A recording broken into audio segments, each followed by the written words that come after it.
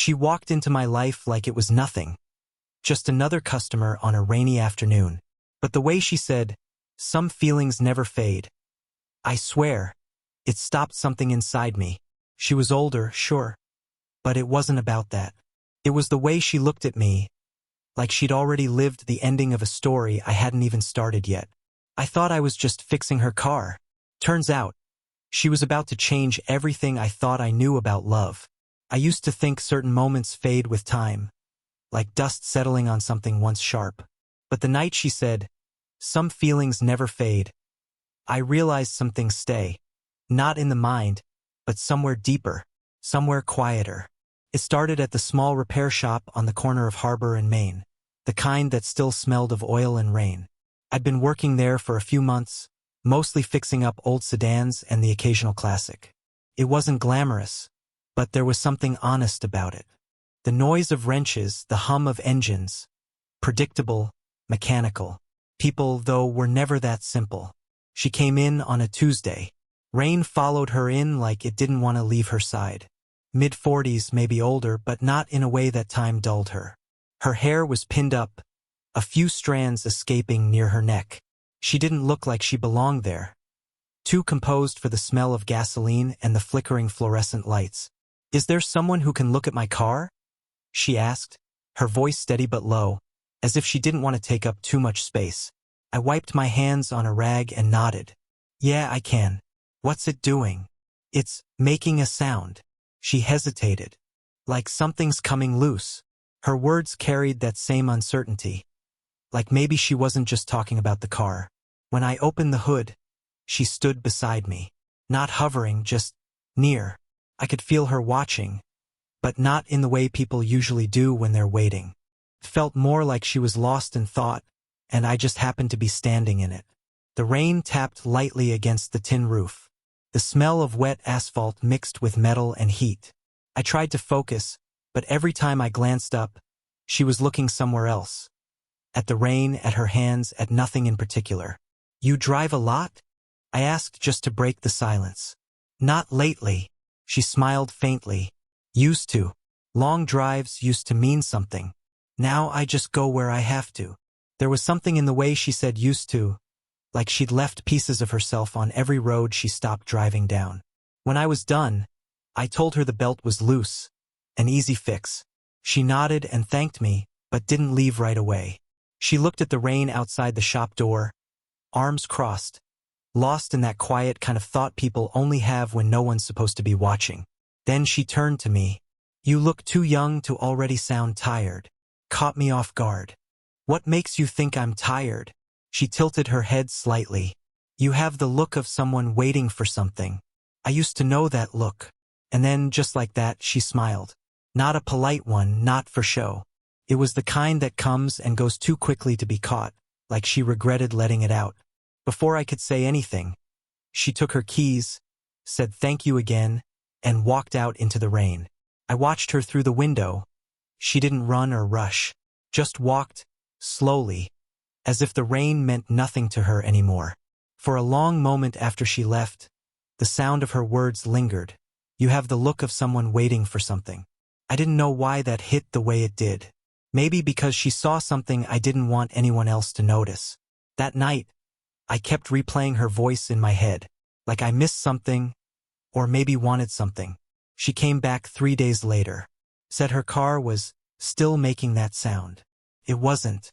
I checked every bolt twice the first time, but I didn't call her out on it.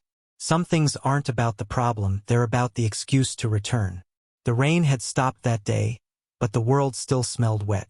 She stood in the doorway again, sunlight flickering across her face through the blinds. Same calm expression, same careful way of speaking, like she was editing every word before it left her mouth.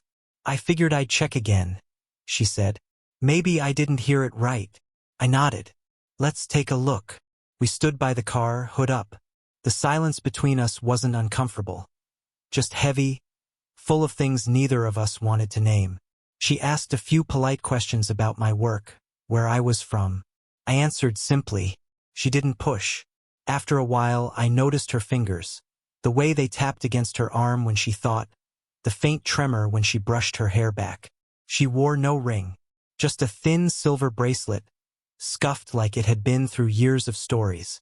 "You're good with your hands," she said quietly, watching me tighten a bolt. I almost laughed. Not at what she said, but how it landed. Something in her tone made it sound like more than a compliment, though I don't think she meant it that way. Or maybe she did, and immediately wished she hadn't. Her eyes dropped to the floor. "Sorry, that sounded—" "It's fine." She smiled, small, embarrassed, the kind that doesn't reach the eyes. "You remind me of someone. You have the same focus when you're working." "Someone you knew?" She nodded slowly. "Someone I shouldn't have let drift away." Her voice caught a little on that last word. For a second, I thought I saw something raw behind her calm. Regret, maybe, or tiredness.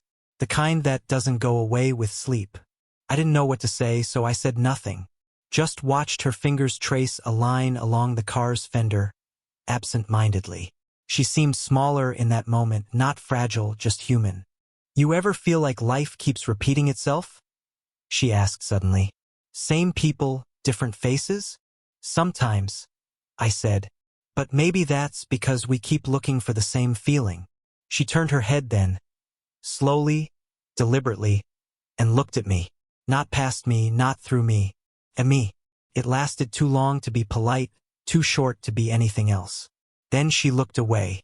"You're probably right." She thanked me again, said she'd see me around, and walked toward the door. I wanted to ask her to stay, just for another minute, another sentence, but something about her posture told me she needed the distance more than I did. She looked at me like she wanted to say something, but didn't, and that silence felt louder than words. It started raining again the next week. Heavy, impatient rain that made the whole town sound like static. She showed up just before closing, water running down her coat, hair darker from the weather. I know, she said, half smiling. "It's not the car this time." She held up a small box, a broken lamp. "Thought maybe you could fix this instead." I should have said no. I fix engines, not lamps. But her voice, it carried that same quiet weight that made everything sound like it mattered. So I said yes. We sat inside the shop, lights dim, radio low. I spread the parts across the workbench while she stood nearby, hands wrapped around a paper cup of coffee I'd made her. The rain outside filled the pauses between our words. "You ever think some things break just to give people a reason to come back?" I asked, twisting a wire. She gave a small laugh, the first real one I'd heard from her. "That sounds like something someone young would say." And what would someone older say? They'd say things break because that's what life does to them. I looked up. She was smiling faintly, but her eyes didn't match. They looked far away, like she was remembering something she didn't want to. A moment passed. Too quiet. "You ever miss someone you shouldn't?" she said suddenly. The question hit harder than it should have. "Yeah," I said softly. "All the time." Her breath caught, barely noticeable but enough to make the air shift. I saw her hand tighten around the cup, the tendons in her wrist flexing. Outside, thunder rolled, slow and low, like it wanted to give us a reason not to speak. We both looked toward the door when it happened, the sharp buzz of her phone.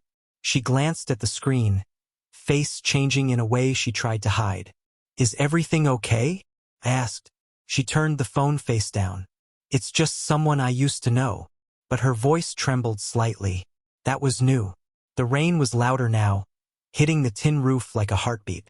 I wanted to say something, anything to pull her back into the moment, but all I managed was, "You don't have to go yet." She looked up, startled. For a second, she almost smiled again. Then she stepped closer, just enough for me to feel the warmth of her coat. Close enough that I could see the faint shimmer of rain still clinging to her hair. My hand moved before I thought, halfway to hers, when she whispered, not unkindly, "You should go now." So I did, but only my body left that room. I tried not to see her again. For a while it worked. I kept my head down, filled my days with noise. The hum of engines, the metallic rhythm of tools, the radio that never played anything worth remembering. But silence always found a way back in. And in that silence she lived. It was late one evening when she walked back into the shop. No rain this time, just the kind of heavy air that makes even quiet sound like it's waiting for something. "You're still here," she said, her voice soft but steady. "Yeah, guess I didn't have anywhere better to be." She smiled faintly. "That's dangerous. Having nowhere better to be." She was wearing a dark coat, her hair loose this time. I noticed the tiredness around her eyes, not from age, but from carrying too much for too long. I wiped my hands and leaned against the workbench. "You okay?" She hesitated, long enough that the question started to feel heavier than I meant it. "I don't know anymore," she said finally. "I keep coming here, and I'm not even sure why." I wanted to tell her I knew why, that she didn't have to explain it, but my throat tightened before I could. She looked around the shop, at the scattered tools, the dim light, the grease stains that never came off. "This place smells like the past," she murmured, "like things that keep working even when they shouldn't." Then she looked at me, directly this time. "What are we doing?" she asked. There it was, the question I'd been trying not to answer since the day she walked in. I opened my mouth, then closed it again. I could hear the clock ticking somewhere behind me, the hum of the ceiling light, the faint sound of her breathing. "I don't know," I said finally, "but I don't want to stop." Her eyes softened, then turned sad. "You say that like it's a choice. It could be." She shook her head slowly, a small, almost broken laugh escaping her. "You're young. You still believe in choices." The air between us shifted, heavier, denser. She stepped closer, close enough that I could see the pulse at her throat. For a heartbeat, I thought she might reach for me.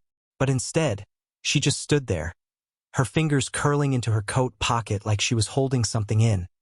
A secret, a feeling, a memory she wasn't ready to lose.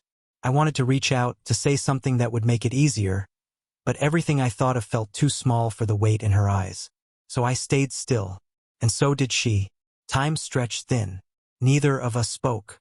She didn't say anything, just looked at me, like she was already mourning something we never even had. I didn't see her for almost 2 weeks after that night. I told myself it was better that way, easier, cleaner. But lies told to yourself have a way of leaving echoes. Every time the shop door opened, I looked up too fast. Every time the phone rang, I hoped it was her. It wasn't. Then, one afternoon, she appeared again. Not walking in, but standing outside, across the street. Just watching. When our eyes met, she hesitated, then crossed over slowly, holding something in her hands. "I shouldn't be here," she said, half smiling. I wiped my palms on a rag. "Then why are you?" She exhaled, a soft laugh that sounded like surrender. "Because I found something, and I didn't know what else to do with it." She handed me an old photograph, creased at the corners, faintly sun-bleached. A younger woman stood beside a man, maybe my age. He was smiling in that unguarded way people do before life teaches them how to hide it. "That's my brother," she said quietly. "He died when he was 24. I looked up. He looked happy. "He was," she said. "Until he wasn't." Her voice faltered, then steadied. "You remind me of him, the way you move, the way you look at people when you think they're not watching." I didn't know what to say. I just kept my eyes on the photo, tracing the faint curve of her smile in it. Younger, brighter, untouched by the kind of silence we now shared. "I think that's why I keep coming back," she said. "Not because of you, not really, but because you make me remember something I thought I'd buried." There was no accusation in her tone, just honesty, the kind that leaves no room for defense. "I didn't mean to," I started, but she shook her head. "You didn't do anything wrong." The silence stretched between us again, but this time it wasn't heavy. It was fragile, like something about to break or heal depending on what either of us said next. "You know," I said softly, "you don't have to carry all that alone." Her eyes met mine, raw, unguarded. "Maybe I don't, but I don't remember how to let anyone else carry it, either." She took a small, trembling breath, as if she'd been holding it for years. Then, for the first time, she looked at me without the usual hesitation, without the walls. No distance. No apology. Just quiet recognition. It wasn't romantic. Not yet. It was something deeper, the moment before warmth, when two people finally stop pretending they don't feel the same cold. She took a breath like she hadn't allowed herself to in years. And for the first time, she looked at me without fear. After that afternoon, something shifted. It wasn't dramatic, no confessions, no long embraces. Just smaller things. The way her messages came more often. How she lingered longer when she dropped by, pretending to need something fixed. The way she said my name now, softer, like it meant something she didn't want to name. We started spending time outside the shop. Coffee sometimes. Once, a walk near the harbor when the air smelled like salt and endings. She told me she used to come there with her brother. That she stopped after he died. That she didn't know why she came back now. I think you do, I said quietly. She smiled, eyes half closed against the wind. You shouldn't be so sure of people, you'll get hurt. I already am, I said before I could stop myself. Her steps slowed. The sound of the waves filled the space between us. Steady, indifferent. I never meant for this to happen, she said finally. I know, but it did. That was the first time she admitted it. Not in words of love, but in the tremor of her voice. We sat on a bench near the water, not touching, but close enough to feel the warmth through our coats. It wasn't about wanting, not anymore. It was about recognition, that strange pull between two people who see in each other something missing in themselves. I don't know what this is, she said. Maybe it doesn't have to be anything, I whispered. She turned to me then, searching my face like she was looking for something she'd lost a long time ago. You make me feel. She stopped herself, looked away. You make me forget the rules I built to stay safe. I didn't answer. I just let the silence speak for both of us. A moment passed, slow, heavy. She reached up to tuck her hair behind her ear, her hand trembling slightly. I reached over, steadying it without thinking. Her fingers stilled against mine. She didn't pull away. We sat there, both pretending it didn't mean what it did. The harbor lights shimmered across the water, bending with the waves. The wind carried the scent of rain again, faint and distant. She turned her hand slightly, our fingers brushing. Not quite holding, not quite letting go. Just enough to feel the truth we'd both been avoiding. When she finally spoke, her voice was almost a whisper. You should know. I don't do this. I know. She let out a breath, a long, shaking one, and leaned her forehead against mine. No words, no promises, just warmth. She didn't say she loved me, but she let her guard down. And that was louder than any I love you ever could be. It's been months since that night by the harbor. We don't talk every day now. Sometimes weeks pass. Sometimes she sends a message out of nowhere. A photo of the sea, or a few words like, "It's raining again." I never ask for more. I don't need to. What happened between us doesn't fit into anything simple. Not love, not friendship, not something you can name and be done with. It's just a space that exists between two people who once saw each other clearly. Sometimes, when I'm closing the shop, I still think about that night. The way the lights flickered on the water. The warmth of her forehead resting against mine. The silence that didn't need filling. It wasn't a grand ending. There was no confession, no forever. She left quietly the next morning. Just a note on the counter. Some feelings never fade, but some are not meant to stay. I read it more times than I should have. Each word felt like something both ending and beginning at the same time. People say love is about holding on, but sometimes it's about knowing when to let something beautiful stay untamed. I saw her once more after that, months later, at the grocery store of all places. She looked lighter, brighter. I don't know if it was me or time or both. She smiled when she saw me. Not the careful smile she used to wear, but a real one. The kind that doesn't ask for anything. Still fixing things? She asked. Still trying, I said. We talked for a few minutes about nothing and everything. Then she touched my arm lightly, said, "Take care of yourself," and walked away. I watched her go. The same calm stride, the same grace, but something was different. She wasn't carrying the same kind of quiet anymore. Maybe because she'd finally set it down. And maybe, in some small way, so had I. Because the truth is, what we shared wasn't about age or timing, or even love in the usual sense. It was about recognition, that fleeting moment when someone looks at you and sees not who you are, but who you're trying to be. And if you're lucky, they leave you better than they found you.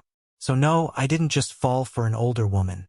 I fell into something rare, something true, something that reminded me that connection doesn't always need a name to be real. And sometimes, the most honest kind of love is the one that doesn't demand to last, only to be remembered. If the story made you feel something, let me know in the comments. Would you want more stories like this?